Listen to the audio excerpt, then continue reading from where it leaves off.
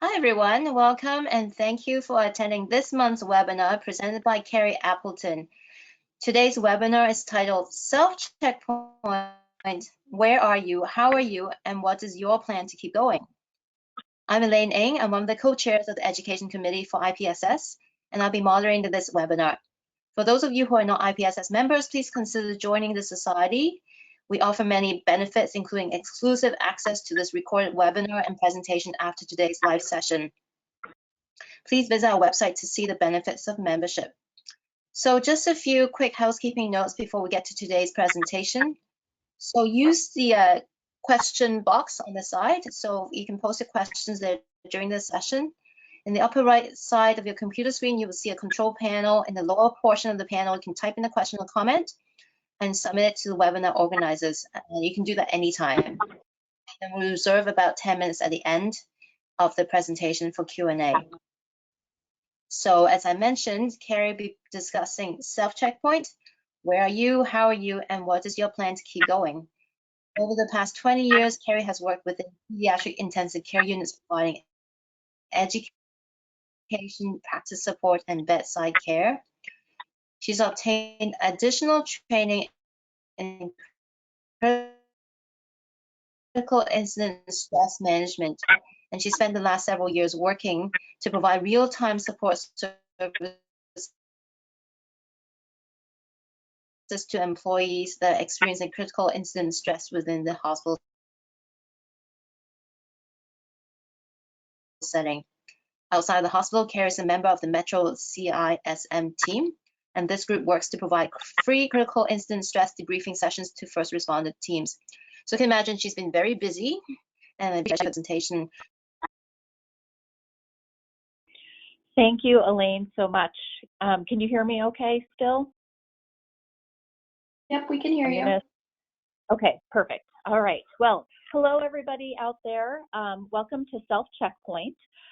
During our time together today, you hopefully will have the opportunity to pause from the demands of your day and reflect inward, making some connections between your stressors and your reactions, then moving towards creating a personalized menu of self-care.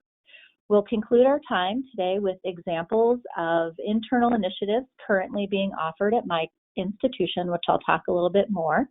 And I'll also ask that at this time, if you want to grab a sheet of paper and a pen, because you'll need that for some of the work that we'll do later in the presentation. So this is me. I wasn't willing to have my camera on today, but here I am. I'm an education specialist at Children's Minnesota. For those of you outside of the U.S., Minnesota is in the middle, in the north, kind of near, we border with Canada. We're known for colder winters, although today is a beautiful blue-skied bluebird day. So a little bit more of a background to me, which I think will help give you a little context about what we're going to go into over these next 50 minutes. So in August, a few months from now, I'm going to be celebrating my 20th year of employment at Children's Minnesota, which is pretty exciting, and I'm very proud to be able to say that.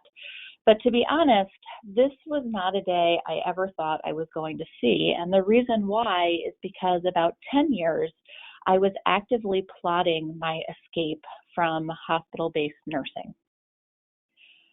10 years ago, I would say I was living on the ceiling or in a heightened state, and I didn't know it.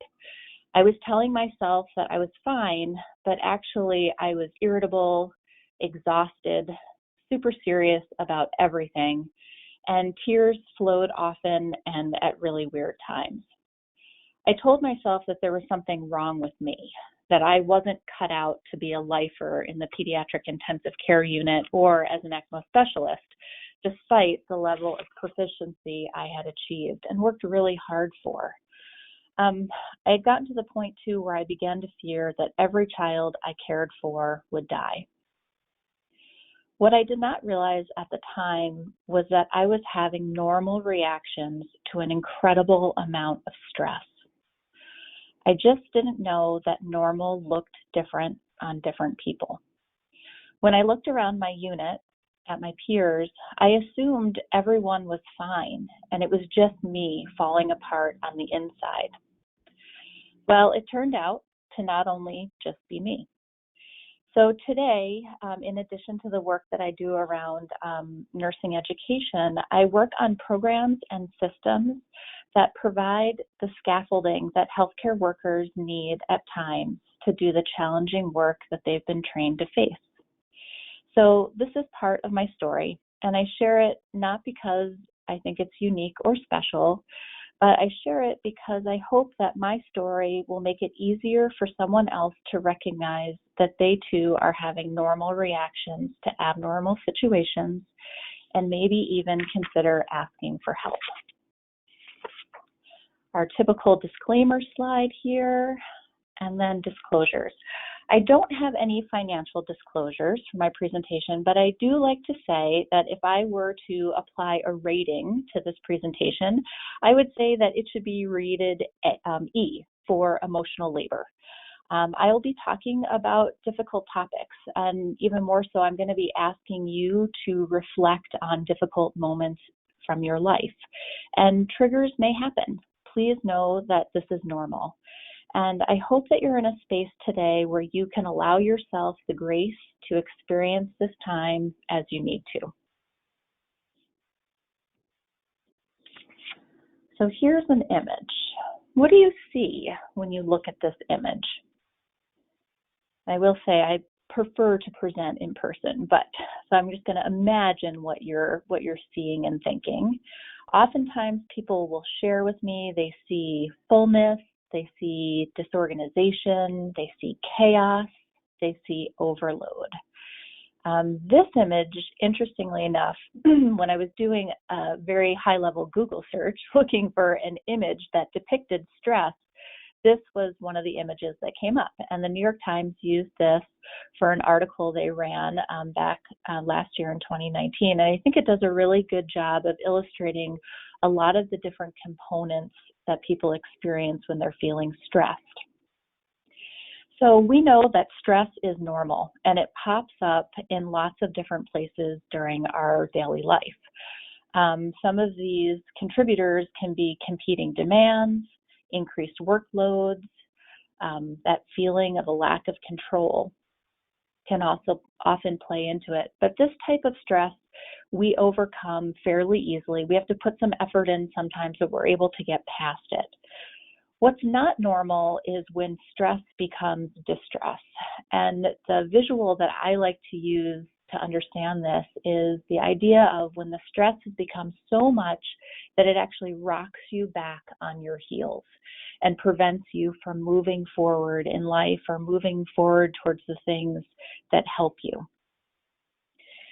So an important reminder is that our bodies don't care what the stressor is. So it could be a patient rapidly deteriorating. It could be a mile-long to-do list with many complex unknown solutions, or even a lack of PPE.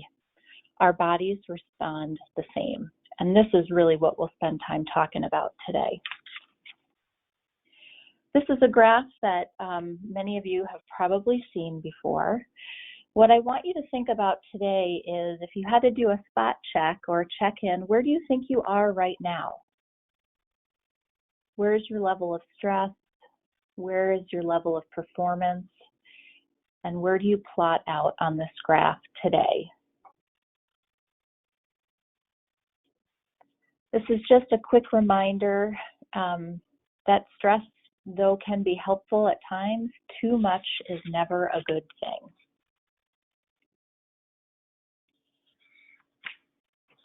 Like it or not, we will all continue to experience stress and stressors throughout life. We have little control over the stressors that will bubble up. So our opportunity to seize is really, we have the ability to change how we react or how we respond to stress.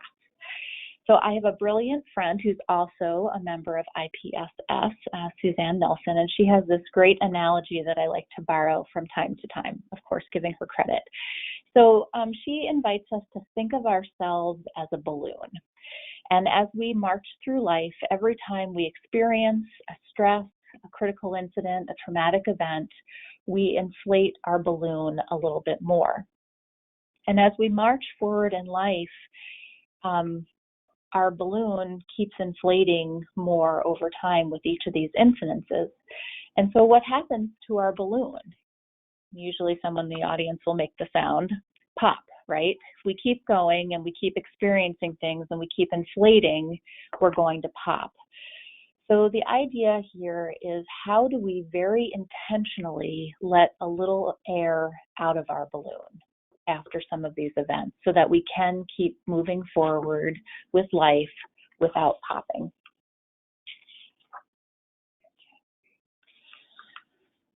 So the same stressor may look very different on each one of us. As human beings, we tend to have 4 different types of reactions to stress. They come in the form of physical reactions, cognitive reactions, emotional reactions, and behavioral reactions. For me, the first time I was introduced to this a couple of years ago, this idea, it really kind of blew my mind, to be quite honest, because I hadn't really thought about reactions to stress outside of emotional reactions and maybe physical. Cognitive and behavioral reactions were never something that had even really entered into my mind. So let's talk about each of these, and I'll give you a few examples of each. So typical or common physical reactions to stress can come in the forms of chills, thirst, fatigue, nausea, muscle twitching, dizziness, chest pain, headaches, grinding your teeth, sweating, clammy hands. I know I can definitely think of many times where I've certainly experienced many of these symptoms. Switching over to emotional, common reactions are fear, guilt, grief, panic, anxiety, irritability, emotional outbursts, which for me, these were things that were pretty relatable. I could definitely see how I had experienced that in my past or in life in general. Where I really had to stretch myself a little bit more were cognitive and behavioral reactions to stress. So a few examples of cognitive reactions are confusion, nightmares, uncertainty, hypervigilance, intrusive images, blaming, poor problem solving, poor abstract thinking, poor attention to details, poor memory. And when I thought back to some of my really challenging shifts, what became really clear to me was I recall many times after a 12-hour night shift, sitting at my computer, so wanting to go home, but I had to type my end of shift report note, and nothing would come out. And I knew the story backwards and forwards because I had lived it, but there was a disconnect between my head and my fingers and the computer. It was difficult for me to get the story to come out. And what I now realize I call lovingly a cognitive fog or a cognitive stun. And it was a normal reaction that I was having to the stress that I had experienced during my shift. And then the last category is behavioral, and some common ways that this shows up is with withdrawal, antisocial acts, the inability to rest, erratic movements, changes in your social activity, your speech pattern, or your appetite. And at first I had a hard time thinking about any of these things, like, oh, I've never done this. But I could see it in other people. And so what I recalled was a gentleman that I worked with for many years. We were good friends, and he was known as Mr. Joe Cool, very laid back. Nothing really ever flustered him. And I could recall on days when either his patient or another patient in the unit their status had changed rather quickly, that his behavior changed.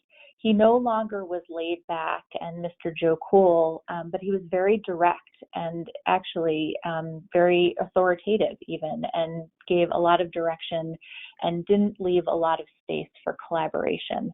And what I can recognize in that now is that was his reaction to stress. His behavior had completely changed. So when I saw it in someone else and I could think about it a little bit more and think about how it looked on me, and my experience with this was generally after my very long 12-hour shift.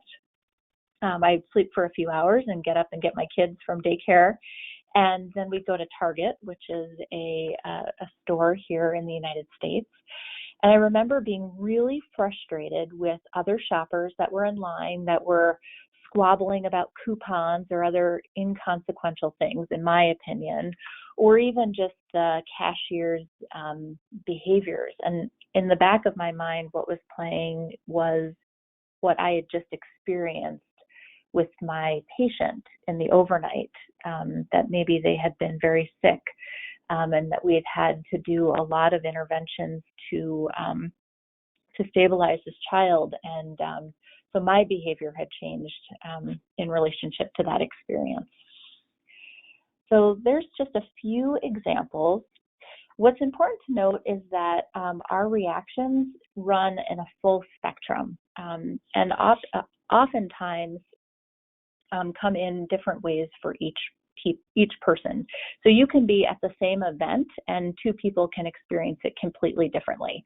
So I might say, oh my gosh, that was the longest 10 minutes of my life. And you might say, wow, that was so fast. I can't even believe that lasted 10 minutes. We were at the same event, but we experienced it completely differently. These are all normal reactions to abnormal or challenging situations. So I really like to think about the biologic component to this because we're scientists, we're in healthcare, we like science. So think about the last time you can recall adrenaline kicking in. So something changed and you needed to kick into high gear or get into super mode. So adrenaline is wonderful for a lot of things, but one of the greatest things about it is it has this easy on switch. You can just flip it on when you need it. And we get into that fight or flight mode and we're able to perform at the level we need to and get done what needs to get done. The interesting thing about adrenaline is that there isn't an off switch. And that adrenaline and other hormones that show up in stressful moments, they do dissipate over time, but you can't just flip them off the same way you flip them on. And the effects of these hormones is that they perpetuate the reactions that we're having to these stressful events. So again, I think back on, finishing up my 12-hour shift and I'm driving home and I'm kind of buzzing on my steering wheel. My two hands are on the steering wheel, of course, at 10 and 2, and they're kind of vibrating a little bit because I have all of this adrenaline still coursing through my body, even though the event or my stressor was over 2 hours ago. I still have all of these extra hormones on board that I don't need anymore.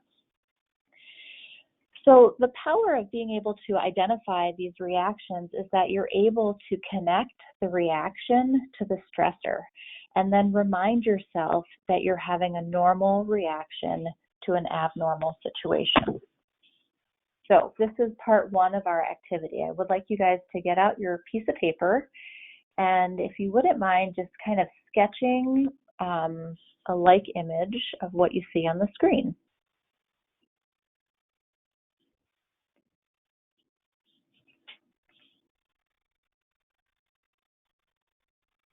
Okay, so with that, I'm going to give you your assignment. I've just shared a lot of information about different types of reactions. And now what I'd like you to do is think about how you tend to wear reactions to stress, or what does stress look like or feel like to you. So for 2 minutes, I'd like you to recall stressful or traumatic events that you have experienced in the past, or maybe are even experiencing right now. And I want you to think about how you felt both during the event and then right after.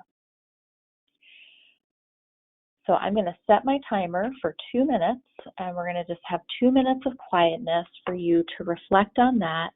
And really, I've listed out lots of different examples. And so you can take these words if they resonate with you, or if there are other words that you would put into these categories, please list those on your sheet that you're filling out.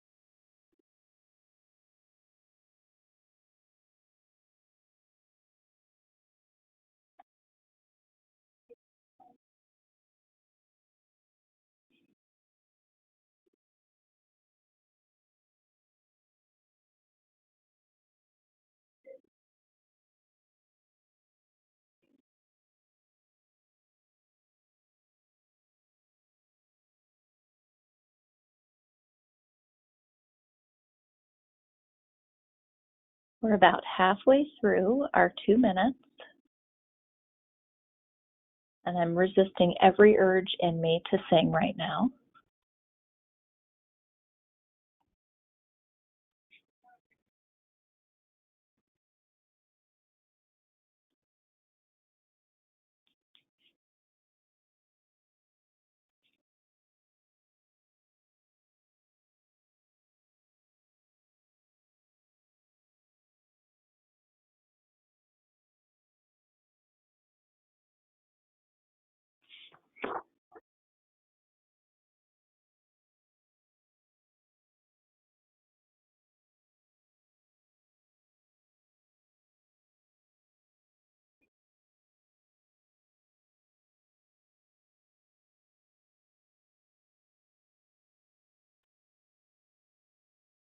So usually when I do this worksheet, we do spend more than just 2 minutes on this section, but to keep us on time and to give us enough time to do all of the content, I've shortened it. But I do encourage you to come back to this if you felt rushed. Oftentimes it can be difficult to think of it all in one sitting, so it's nice to be able to come back into this a couple different times. The benefits that I find from this activity is that the quicker that you see these reactions within yourself, the quicker you can do something about it. The other benefit to this is that when you are able to see your own reactions, you are far more likely to see reactions in other people as well. And that might change how you then reach out or react to other people. Okay, so now we have a better understanding about what's happening to our body under stress. So I want to shift our focus now to really what can we do about it. We all work for healthcare organizations. That's what we like to do. We like to treat or fix things. And now this is, focusing on, how we can take care of ourselves. So often these powerful events that we experience can never be erased from our human experience. They become part of our story. But these intentional actions that I'm going to talk about next can help you recover quickly. So when I was talking about adrenaline earlier on, we talked about that easy on switch, but that there wasn't a quick off switch. One way to make this part go faster, to get to your off switch, is this idea of after a critical incident that you pee it out, cry it out, or sweat it out. So that's a catchy little jingle. Hopefully you'll remember it. And the first time I heard it, I thought it was so silly, but honestly, it really resonates with me, and this is why, because there's some science behind it. So you'll follow me along here with our images. Our first one is of a glass of water. We know that water is important for a lot of different reasons. The reason why water is really important after you've experienced a critical incident or a stressful event is because water will help us actively excrete hormones that our body doesn't need anymore. So we're actually going to flush ourselves out and help get past that reaction phase a little bit faster because we don't have all these extra hormones on board that we don't need anymore. Crying is the same idea. This is why having a good cry after a critical event feels good. You're actively excreting adrenaline and other hormones that aren't helping you anymore. And then the same is true with sweating. If you have an exercise routine, sticking to it, even on the days when you would rather just curl up on the couch and binge watch some more Netflix or some other streaming service. The important thing to note here, though, is if you don't have a running routine, don't go out and run. Go out and walk. But if it's something that you practice regularly, sticking to it on these hard days, because that action of sweating, again, is going to help your body excrete the hormones that you just don't need anymore. Moving on to the picture of the salad. Salad is great, again, for lots of different reasons. I have it on there as kind of a visual reminder to me that when we are going through stressful times in our life, it's really important to be mindful about what we're putting into our body, more so than ever. And the things that we really need to avoid are often the things that we crave the most. But it's important to be mindful of how much sugar, caffeine, and alcohol we're consuming during times of stress, because the sugar and the caffeine, again, just like adrenaline, they perpetuate the reactions that we're having to our stress or stressors, and alcohol doesn't ever fix anything. It's just that temporary numbing. So keeping that in mind. The next image down on the right is someone sleeping. I think sleep is something that we overlook and give up readily, especially if we're an off-shift worker, pretty quickly. But the power of sleep is that it gives us that ability to reset. And for people that have experienced a really intense critical incident or traumatic event, the recommendations are that you really do not start to try to problem solve that event until you've had 3 to 5 sleeps. And the reason being is that you've had 3 to 5 chances to reset, and you have a greater ability to be at a higher level of cognitive function, or back to your thinking brain instead of your reacting brain 3 to 5 days after the event. The next image is of a group of people, and I use this to reference the importance of friends. Hopefully every one of you has a lot of people in your life that love and care about you. Family members, friends, people that you live with, people that you visit with often are really important because they know who we are and often can support us during challenging times. The other thing that is as important is this idea of having work friends. And the value of, there's a lot of value to work friends, but why it's really important during times of stress is these are the people that understand your stressor or stressors. My husband cares for me an awful lot, but he's an engineer. He knows nothing about what it's like to be an intensive care nurse. And so while I've definitely been able to lean on his shoulders lots of times throughout my career, it's really been my work friends or my work family that I have been able to get more from, because oftentimes it was the shared look that we would exchange, and really very few words, but there was a lot of shared meaning between that look and the experiences that we had. And I felt that feeling of validation, which was really important to me. The other two things that are on here, journaling and meditation, I leave up here not because they are things that I am good at, because these are things that I'm constantly working on, but it's this idea of having a willingness to continue to try new things. So different things work for us on different days. And just because something didn't work for us very well 2 years ago doesn't mean that it might not work now. So especially in the lane of self-care, it's really important at different phases of your life to go back and try things on again, because you might be surprised that things might fit you differently. So an example I have of this is last summer, my dad had just passed away after a year-long battle with esophageal cancer. And my family took a boating trip up north near Canada, and my dad was supposed to go. And I brought some of his ashes with me, and early one morning I got in my kayak and paddled out to this beautiful place and scattered my dad's ashes in this beautiful lake. And I felt really guilty that I was by myself and I was missing my siblings and my mom. So I thought, oh, I'll go back to the boat and I'll write about it. I'll write them this letter so that they can know what this moment was like too. And afterwards, what I realized is that I had just journaled. And not only had I journaled, but I had gotten a lot of benefit from it. And it took, like a lot of healthcare givers, it's easier to care for other people than it is for yourself.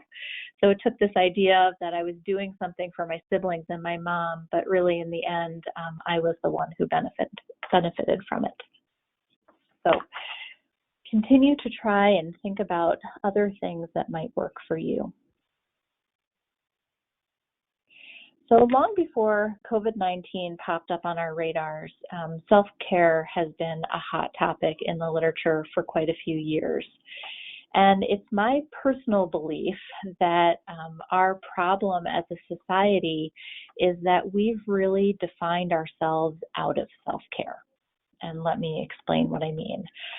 I wonder often if we've put self-care on a pretty shelf that we admire greatly and we really want to have it, but we don't take it down very often. So my own experience is this. So a few years ago, if you would have asked me what my definition of self-care was, I would have told you it's when my husband gives me a gift card for a back massage for my birthday, but sometimes he'd forget, so it'd be every other year. So if that's my definition of self-care, I'm only doing self-care once a year or every other year, which isn't so great. And the more I thought about that, I realized I had created that definition myself. But really, it was missing a lot because there were a lot of other things in my life that I enjoy, things that restore me, things that make me feel happy. So I challenged myself to explore this a little bit more. And I still love to have a back massage, but I don't get to have a massage every day. But things I do every day, I can list those out and be a little bit more intentional about it. So one of the things that I have on my list is a hot cup of anything. So it's cold in Minnesota. My hands are often really cold, and I really enjoy the simple feeling of being warm. And so wrapping my hands around a warm mug that's filled with a lovely cup of coffee or some mint tea or even hot water. And now I include that in part of my self-care. I said in one of my earlier slides that I consider myself a nature bather. I notice when I have gone a day or so without engaging in the outdoors, even in the winter, and it impacts me negatively. So I'm really intentional now of making sure that I have time outside to experience the wind on my skin or feel the warmth of the sun or the moisture of the rain and the snow falling on me. I also love reading stories to my kids. And all of these things may seem really little, but I think that's the point. Self-care doesn't have to be a big event. Self-care can be in the intentionality of the things that we choose to do throughout our day and how they make us feel. So the challenge really, I think, is taking that time to, first of all, identify what your definition of self-care is. What is your working definition right now? And is it attainable? Do you have enough self-care in your daily life, or is there an opportunity for you to redefine it so it's attainable in lots of different ways throughout your day? So we're going to move on to the second part of our activity. I'm going to have you on your piece of paper. This is the next grid that I would ask you to draw out.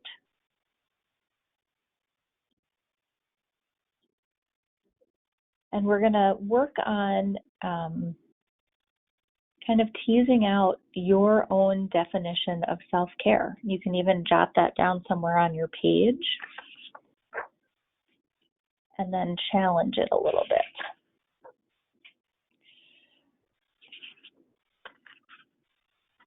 So this is me. It's not very flattering, but this is what's going on behind my highly developed poker face. Again, I share this not because I think it's unique or special, but perhaps it's an example of additional things that you can consider. So I'm going to pause again for a few minutes for you to think about what could be part of your self-care plan, both at work and after work. So things that you can intentionally do to help you recover from the reactions you are having from what you've experienced throughout your day.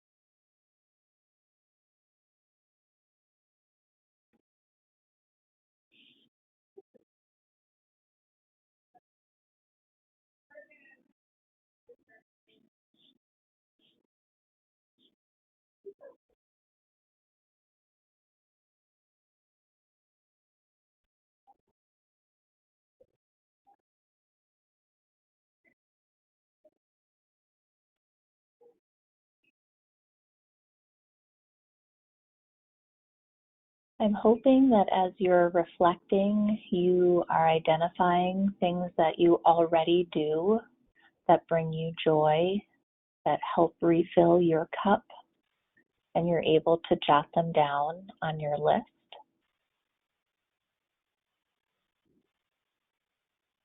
But then I'm also hoping that you will jot down some new things, things that you haven't tried before, that you're curious about, perhaps goat yoga or something else trendy. But what are some other things that could be useful to you?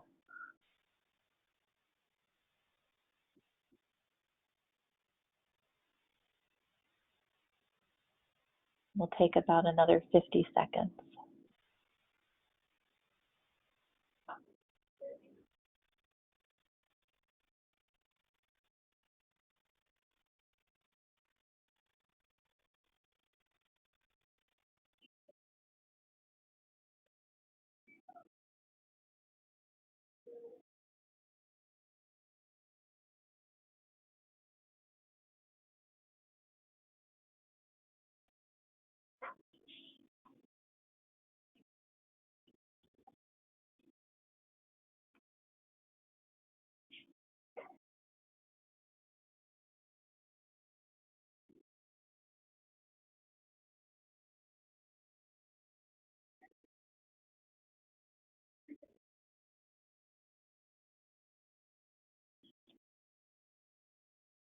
Okay, I'm going to keep talking, but you guys can certainly keep working on your list. 3 minutes is not enough time to go through this activity, and even when I do it live, it really is meant more as a start, and I hope that this has planted a seed and that you're going to come back to it, maybe to add a little bit more or to reflect a little bit further. But what I have found with myself is that it's definitely a journey, and I have to work really hard some days more than others. Some days it comes a little bit easier. But all the reflection that I've been working on over the last couple of years has definitely been very helpful. And one thing that I noticed about myself, so I shared on my list that my stress reactions, one of them tends to be muscle twitching. So for your learning, I'll share that when I have gotten into really stressful situations in the past with my patients, I have this very embarrassing twitch in my right butt cheek. And it would only ever happen when something very serious was happening, like the patient was either actively dying or trying to die, which could be exactly the same, but it was a very dire situation. And up until last year, it had only ever happened to me at work, and I hadn't really given a lot more thought to it. And then last summer, when I was with my dad, as we were saying our last goodbyes, he was taking his last breath, that muscle twitch showed up in my right butt cheek. And I was in a hospital, but I was with my family, and I wasn't the nurse, but I was the daughter.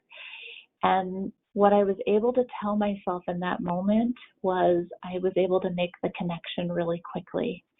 And I thought, all right, I'm having a normal reaction to an abnormal situation, and it's okay.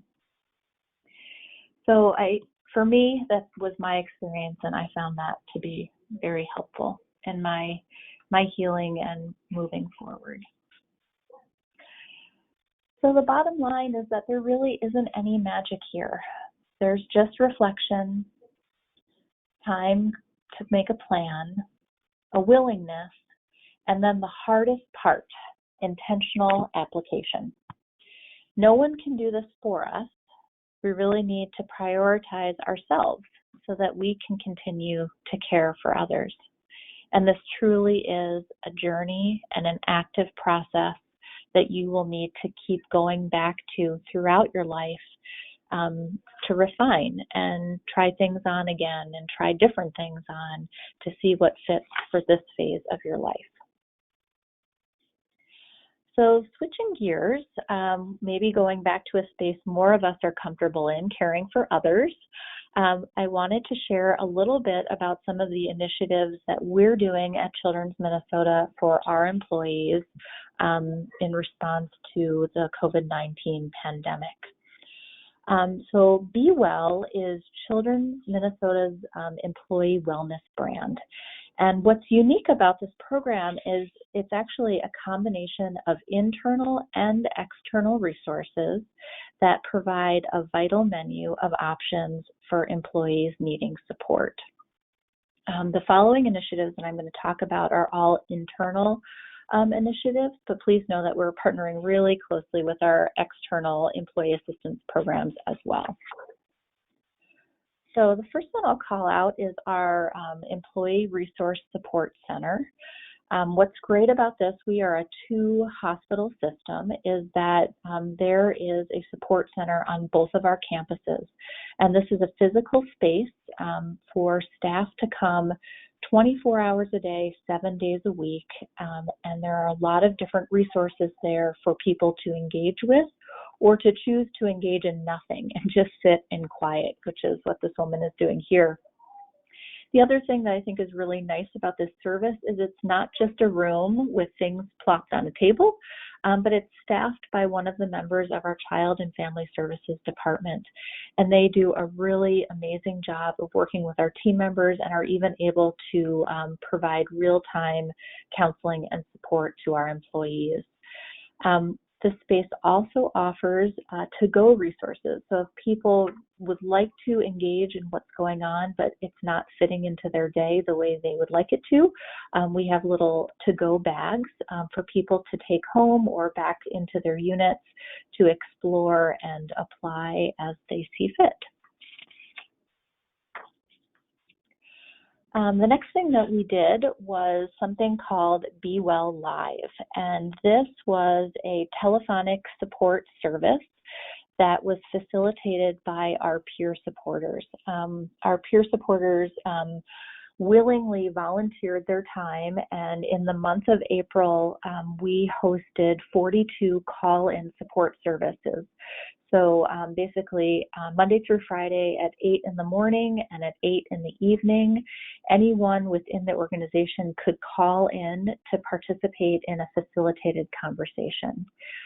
This month now in May, we've shifted a little bit. We're still offering these sessions, but we're offering them to teams as a space to bring our community together to share their voice and feel supported. And this has been a nice transition because for us in the Midwest, our experience with COVID is much different than what New York and other coastal states are seeing. So our numbers are not quite as high, which has led to us needing to furlough some of our employees. So we felt that it was really important to make sure we had a structure in place to support people that were still working on campus, people that were working from home, and people that were off on furlough. We have papered our walls here within our 2 hospitals with this going home checklist as a reminder for us to pause. In the harried pace of our days, this tool is a reminder to check in with ourselves, reflect on the teams that we're working on, and then helping us to transition out of work mode into home mode. We've made these available in poster size throughout our institution, and then we also have a postcard size for people to leave in their car, put in a purse, put on their locker, which has been a nice option as well. And lastly, I will say we have had a peer support team for a few years here now, and it's been a really important time to promote the use of this program even more. So we've been trying to advertise throughout the hospital that we have this group of trained peer facilitators. Our peer support network members are trained in emotional first aid and are able to still meet with people in person or meet by the telephone or text to really provide the support services that people are needing real time. So that is the end of my content for today. I love this quote by Andrea Lord, so I like to include it. But I would be more than happy to take some time for your questions. I also put my email address up here. I'd be more than happy if you are not able to think of anything right now and something bubbles into your mind later on, please shoot me an email and I'd be happy to respond. Thanks, Kerry, for a very informative presentation. And we didn't think we were stressed before. We certainly need some of these tools now. And I think COVID is affecting all of us in different ways. And maybe it's not just ourselves, it's other people, as you said, and you have a better understanding of where people are coming from, because it's easy to condemn and think, oh, they're so clueless, they're so rude, they're so whatever. We're simulation people, so we should always take pause and think and explore why they're doing things, but it's just so difficult sometimes with the COVID stresses. There are no questions on the chat box. So you guys, you can type in some questions and then I can read them out and then Kerry can answer them. Let's see. Sharon says, thank you. So I need to make this bigger. Thank you so much for your session. Okay, wondering something. Okay, Sharon, carry on writing. How do you choose your peer supporters? That's one of the questions, Kerry. Good question. Two ways right now.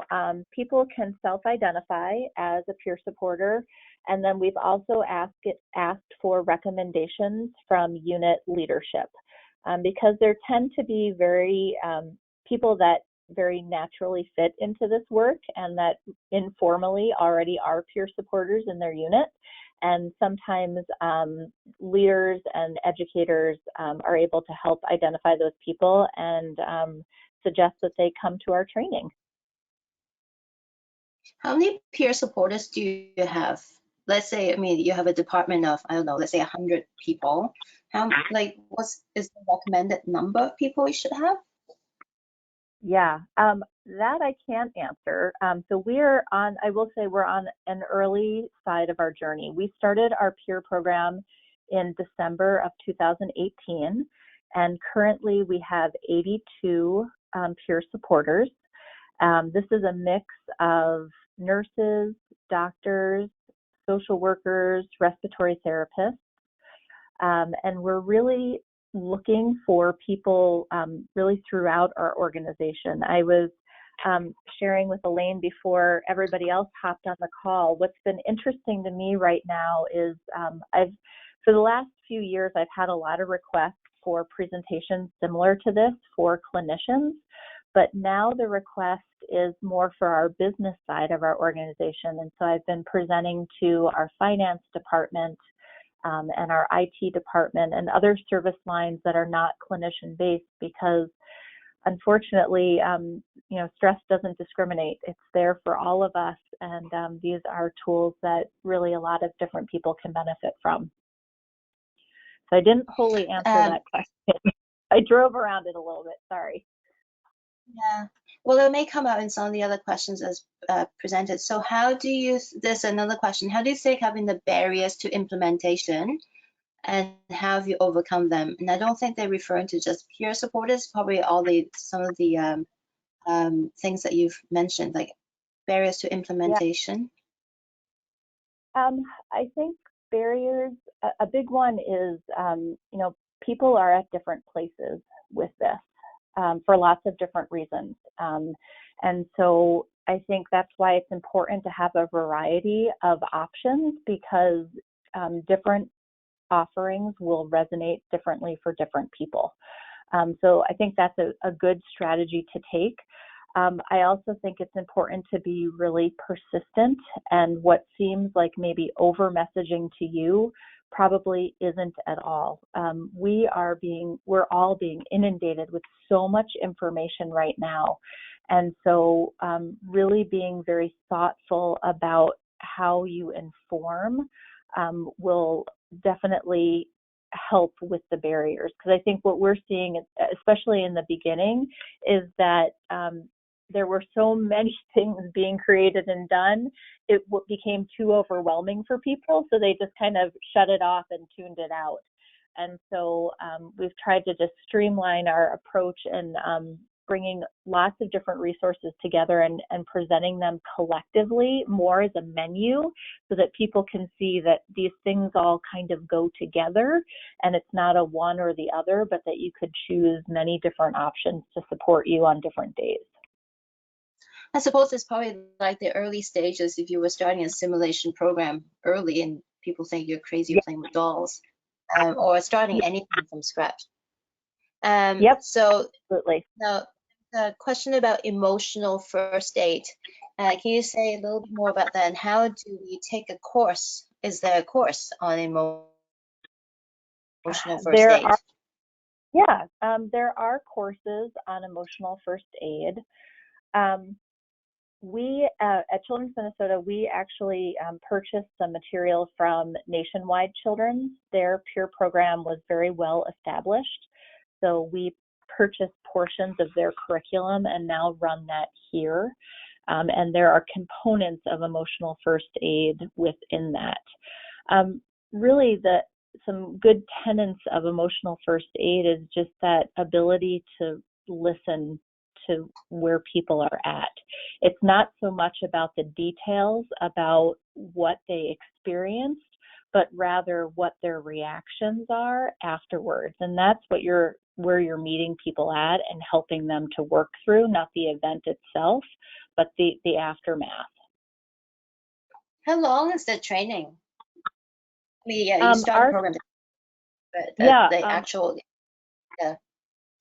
course. Our training session, our course at Children's is 4.5 hours.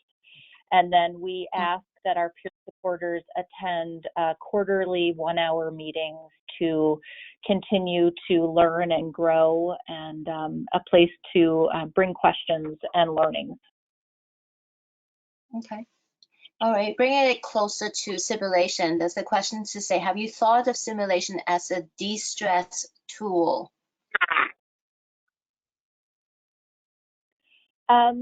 Yeah, actually, it's rather funny. So a lot of my work in this started with simulation.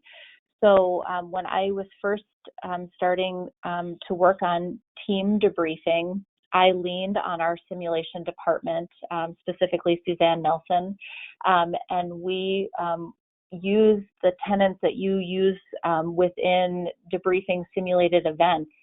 Were really helpful in building a thoughtful structure for team debriefings here at Children's. So yes, it's very much grounded in work done within simulation.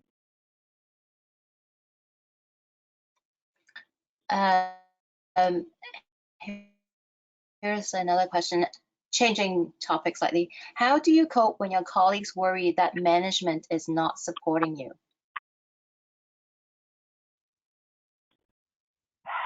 That is tough. I think that's a different answer for different people.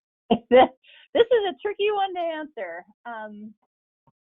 I think that organizations definitely own a part of it, but we have an accountability to ourselves.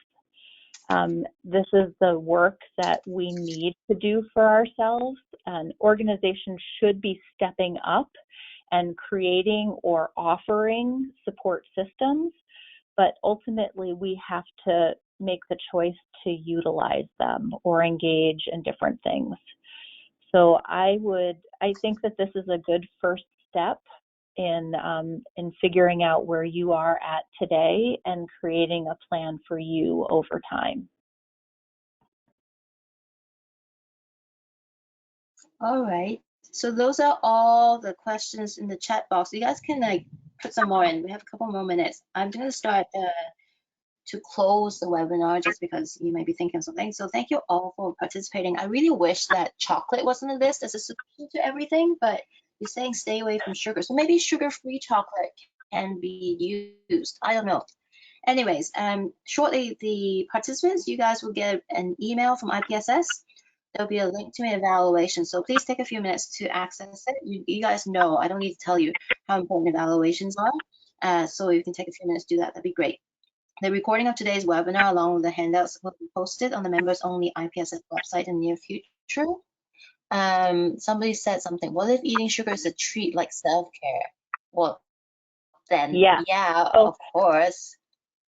I should have elaborated on that a little bit more. So, like I think I mentioned my love for chocolate cake. So the idea with sugar is that it's a treat, and it's a piece of cake. It's not the whole cake. Or I can think about times during a busy shift where there was just a lot of snack food around, and that's what I was eating instead of taking the time to really eat the meal that I needed to have to nourish myself in lots of different ways. So I'm not saying that chocolate cake is off the list, just saying not the whole cake, and just being mindful of your sugar consumption. And the same thing with alcohol. I'm definitely not saying that you can't have a drink at all, but being mindful about how much you're consuming and how you're doing it those are really important components. All right. Anyway, somebody said, I love to cook. It exhausts me as I do it when I'm stressed, but it also de-stresses me. Well, and you can also make sourdough. You can also bake your banana bread and all that stuff that people seem to be doing a lot of right now. Anyways, thank you once again, Kerry. This is a very important topic, and I'm glad people were able to take time to just kind of think about these. I think it'll stay with us for a while as we identify some of our stressors and reactions.